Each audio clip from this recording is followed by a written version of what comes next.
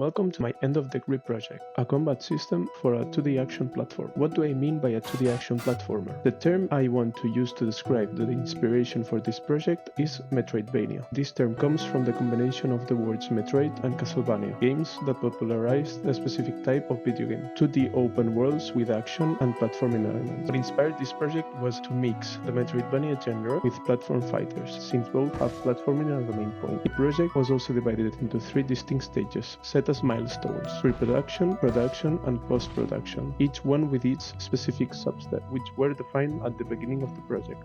It is essential to define some inspirations to use. The games that served as inspiration were Hollow Knight, Nine Souls, Guilty Gear Strive, and Super Smash Bros. Ultimate. The player controls a character with electric powers. These are tied to the main mechanic of the combat system. The player accumulates a resource named Charge on enemies, which, when maxed, stuns them and opens them for combos. The player also accumulates Potential, which is used to execute heavy attacks that CC the enemy when stunned. Some attacks also take inspiration from Nine Souls and Hollow Knight, like a cancelable 3-hit sequence from the first or a pogo attack from the second. The offensive capabilities of the main character include 14 different attacks, including ones performed while airborne. Code-wise, attacks are defined using Unity's Discretable Object System, letting me create assets with all the attack information. Something I felt would add a lot of feel to the combat: Camera Shake. It would be executed when hitting every enemy, and its strength will also depend on the amount of charge dealt to the enemy. The higher the charge dealt, the stronger the camera shake. Making combat for a 2D action platformer has been in my mind as a project for quite some time, and I felt this end-of-degree project was a good opportunity to get the motivation to do it and learning the process. Overall, I'm comfortable with the result, not overly, but comfortable nonetheless. Thanks for staying until the end.